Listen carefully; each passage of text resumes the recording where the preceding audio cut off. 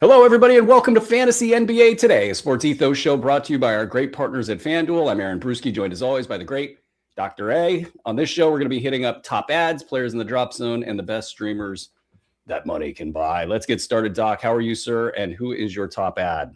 Brew, I'm well. I was going to start off with a little story about how I dropped a certain someone today, but I think we're going to talk about that later. So, going to get right into this. My first ad is Io DeSumo. He should be rostered in every head-to-head league because 5 games for the Bulls. Josh Giddey came off the bench last night. So did Io DeSumo, but he still had 20 points, 3 boards, 2 assists, 2 steals, and 2 triples. The numbers have been pretty good all year, really. January, we're at 16 points, 3 boards, 4 assists, still a half block, and 2.5 threes with pretty strong percentages, Brew. 55% from the field from a guard.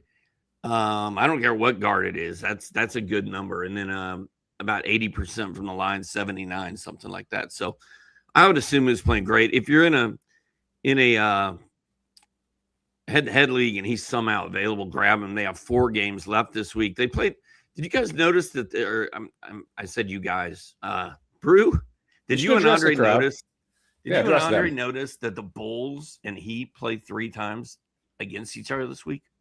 I saw a schedule note on that, and I can't wait to see that third game. What's the over-under on punches thrown by the time they're done with that one? Io shooting threes and shooting a high percentage from the field is just chef's kiss. And his only week, I think, where he wasn't a late-round value this season was a week that he was a top 20 guy. And he's just been so consistent. And I can't wait for him to, I don't know, play for another team or something. They're like, yeah, go steal the ball. That'd be great. Or just get out there and do defensive stuff, because that's the only part of his game that we don't really see right now. Great stuff there.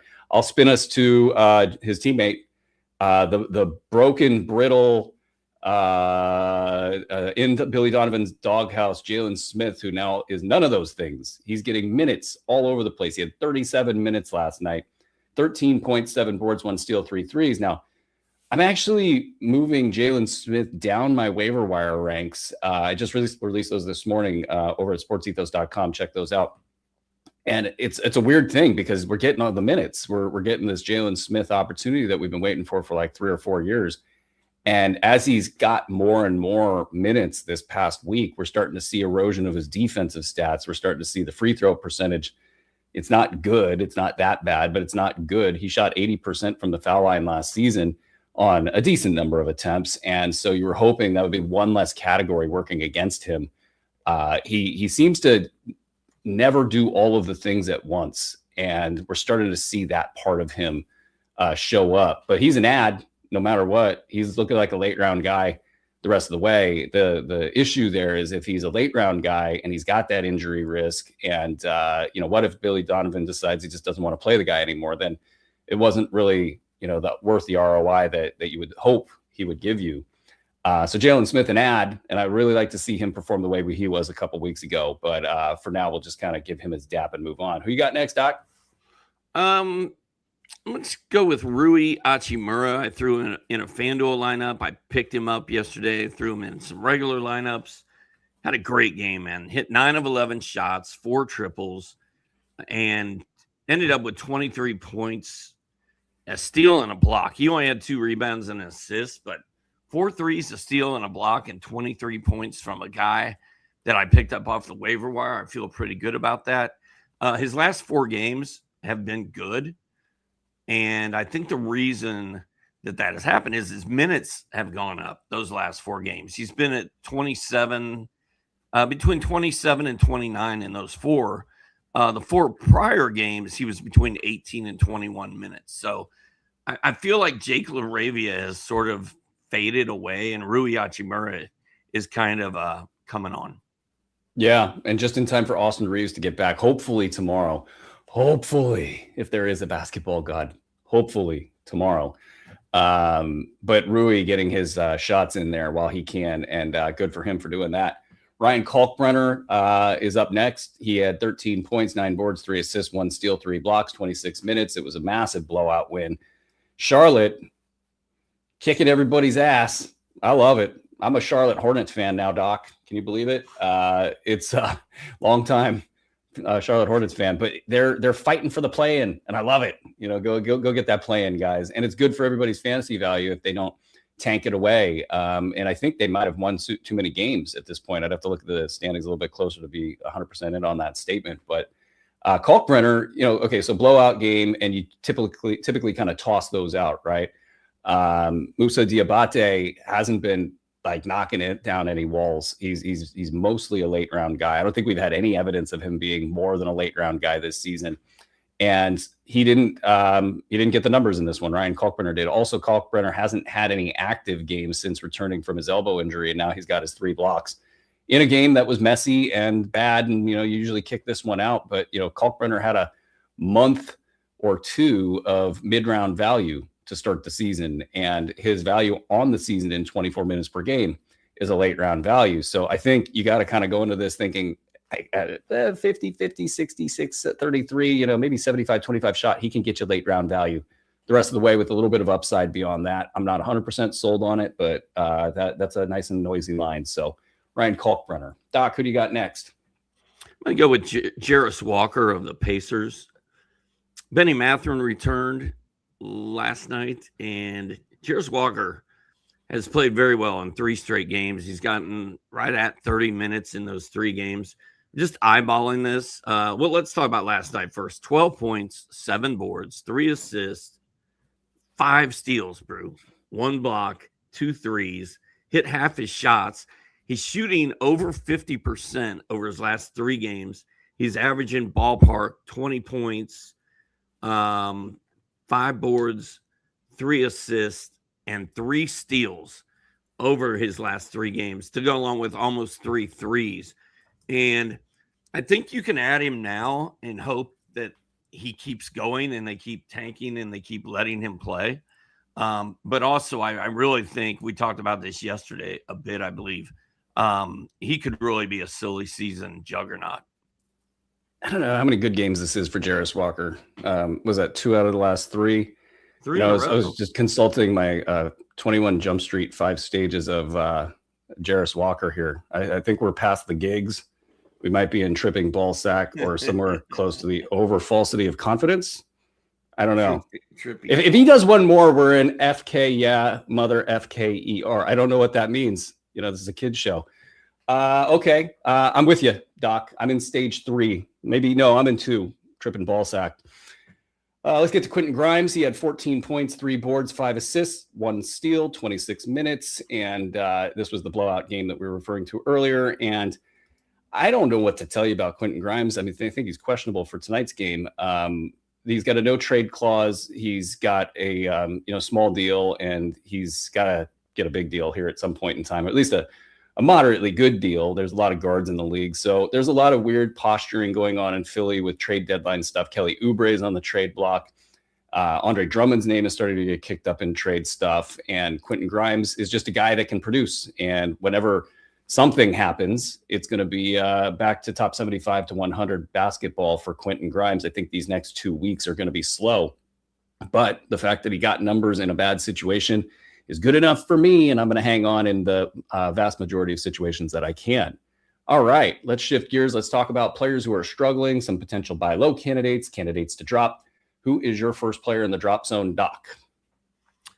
A lot of times we sit here and be like, don't drop this guy, but he's not playing well. Well, I've had it with Jay Huff, Brew. I'm moving on. Yesterday, 3 minutes, all in the second half. 1 3-pointer, 1 rebound, 1 assist, and 3 points. It's a triple single for Jay Huff. The game before that on Friday, 2 minutes, 0 stats, nothing. Not 1 single stat, not even a turnover. The game before that, he played a whopping 16 minutes, which was just great to see. He hit 1 of 4 shots, had 2 points and 3 rebounds. He did have 2 steals and a block. And that's it. You're trying to talk yourself back into Jay Huff? No. And then on Saturday, 13 minutes, 3 points. I mean, dude, come on. Like, he's played hardly any minutes. He scored 3 or less points in 4 of his last 5 games. And this is not Jay Huff's fault. For whatever reason, the Pacers have just turned away from him for the time being. Maybe he comes back. Here's the good news, everybody. I cut Jay Huff this morning and picked up Jordan Miller of the Clippers. Jordan Miller's been hot. Jay Huff, I figured out the reason that one of my teams sucks so bad is because Jay Huff is on it. And I've just been hanging on. And I'm like, no, I'm done. I'm moving on. So that's the good news. I cut him so that now he'll play 24 minutes and have a bomb game, a blow-up game for all of you that are still hanging on. But I am moving on from Jay Huff. You're a fantasy Hall of Famer and you FSWA Hall of Famer. You've done this for a couple of years here. Have you ever seen a coach and a player and a team deploy a player for 2 or 3 minutes in a game? No. Oh, and then that OKC game was 117 to 114, and he played 2 minutes. And then the next night, they were ahead against the Hawks, and the Hawks ended up kind of running away at the end. But he plays 3 minutes. Like, I can't. Can somebody in Indy, it's like a basketball question. This is not even a fantasy question. Like, why, Rick Carlisle, is this happening? Like, I mean, the easy thing, they got the under. Wink, wink. But why?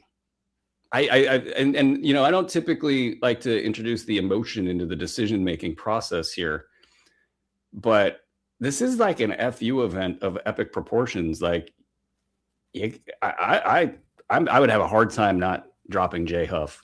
I mean, there's deep leagues, like you said it the other day. You look at your waiver wire. It's like we could talk about how bad this is. You look at your waiver wire, and it's like the top center candidate might be like Luke Cornett or something. And you're like, well, okay, I guess I'll just hang on to Jay Huff and see how it goes. And that's really all I got for you here. Because if this, you can't have this happen. It's introducing, there's risk with Jay Huff no matter what. This is introducing kind of like historic levels of risk because we've never seen an NBA coach, player, team play somebody for this low minutes. He was doing it early in the season too. It doesn't feel like this. It's either a knee related thing, but I can't even get behind that. It's something they've done a number of times, and it just feels like aggressively tanking. Like I think that they might set sort of some standard for tanking that we haven't seen since like the Daryl Morey Sixers of the Nerlens Noel days. All right, that's enough Huff talk. Let's get to Moussa Diabate, who I mentioned in the ad section a little bit. 12 points, 5 boards, nothing else, 20 minutes. And it's a blowout game, and these are hard to measure. The points aren't bad for 20 minutes. This is kind of what we're thinking he's going to play going forward, is 24 to 27 minutes in a best-case scenario. I don't think he lost the center position in last night's game, but if there was an injury-related component to Ryan Kalkbrenner's slowdown, then maybe that was the sign that he's back and he's ready to get bouncy, and they might say, oh, well, let's get our top pick out there and do our thing. I think there's enough doubt in the air here for Moussa Diabate to be a drop. Who do you got next, Doc? I'm one of those guys that you're not going to drop, but he kind of sucks right now, and that's Miles Bridges. Miles Bridges of the Charlotte Hornets, bruised Charlotte Hornets, who have won 4 of their last 5 somehow.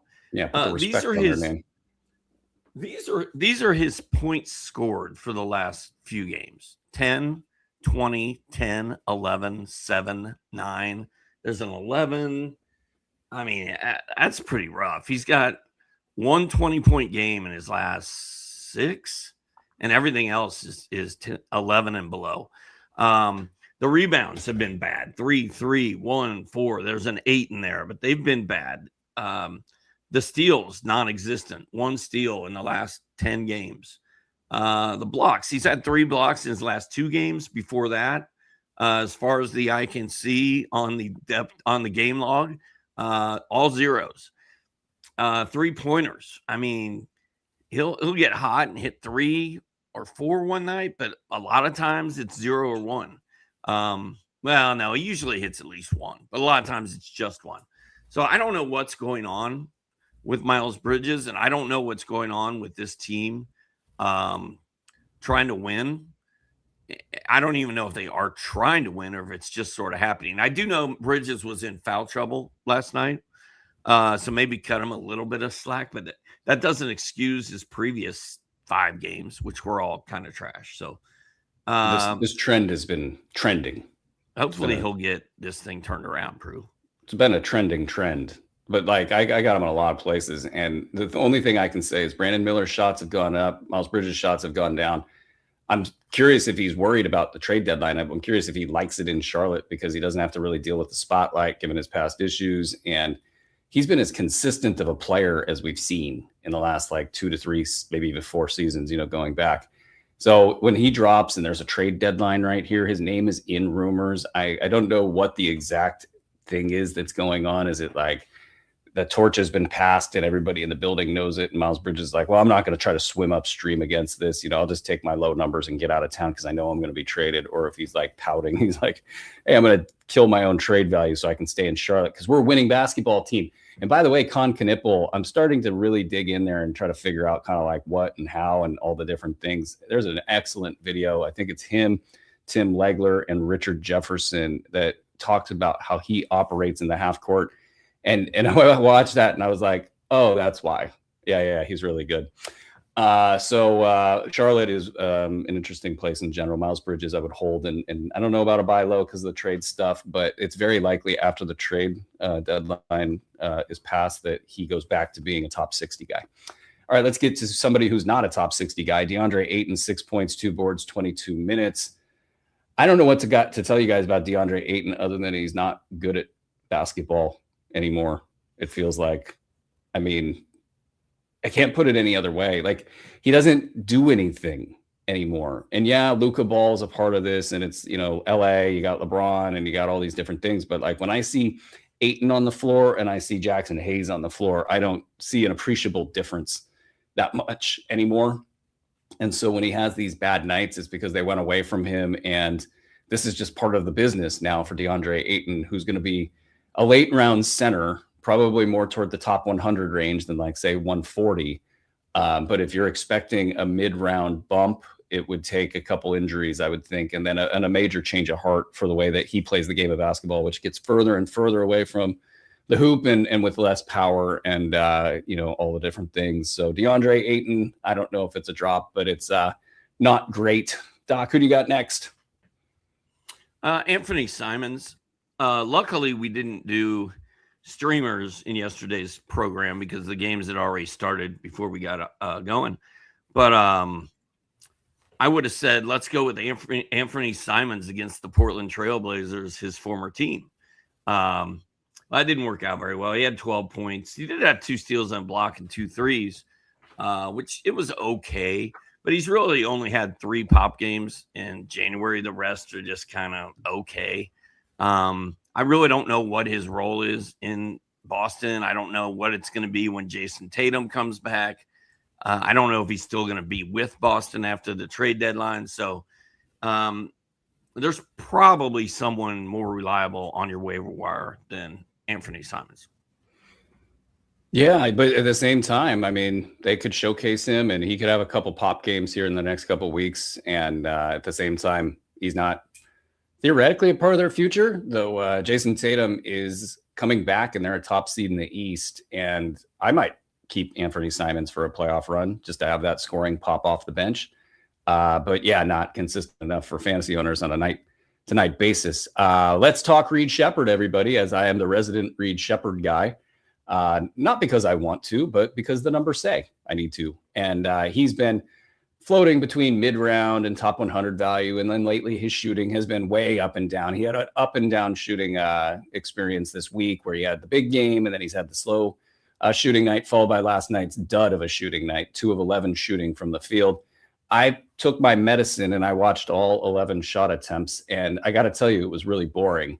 They were classic open shots that almost went in. There was maybe 1 grenade in there that was tossed his way. He had the 2 makes were actually quite good, pretty challenging shots. And I just think as a shooter, if he's not, making shots, they're just going to play him 15 minutes like they did this last night.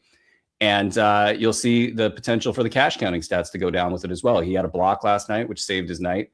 But if he's not hitting the threes and getting the steals and blocks, you can have the potential for this kind of a really bad night. The numbers say that he's not going to be less than a top 100 play the rest of the way, especially if you start to count the cumulative games. He's had a top 60 to 85 rank for the probably last month or so, even more. So Reed Shepherd in a head-to-head format, this might really, really look bad for you. But if you're counting stats, just as a, fantasy GM would, you're going to hang on to Reed Shepherd. And that's what I'm going to do. And I'm also going to look forward to that bounce back night. Doc, let's get to streamers. Who do you got for tonight? Well, Keontae George is not playing for the Utah Jazz tonight. That means Walter Clayton will probably get a start, I would think. And then Isaiah Collier has a chance to go off. You look at the stat line on Walter Clayton Jr., the game log, and it's not very fun, man. A lot of 5, 4, 6-point games, not a ton of assists, not a ton of stats in general. I do think he's going to have a bit of a pop game tonight, but I really think Isaiah Collier has a chance to lay one down tonight. He had 16.6 boards, 9 assists, and a block in his last game, and that's a pretty big line by itself. And then you take Keontae George out of the equation. I think Collier is going to go off tonight, and I think Clayton Jr. is going to do stuff. I don't know if I trust Walter Clayton. Where are you with those two, Brew? I love it. And you mentioned Keontae George is out.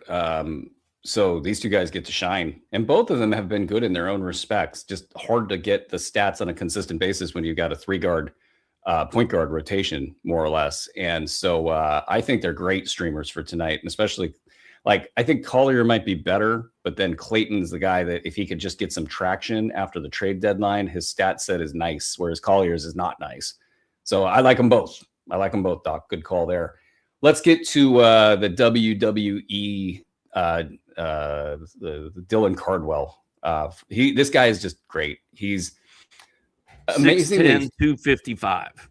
Yeah, he is. And he's as bouncy, and he gets up in the air as fast as anybody in the league. So he has this really unique defensive equation where he can chest up and keep somebody in front of him with just by moving his feet. Maybe some quick, some of the more elite scoring guards can get an edge for sure.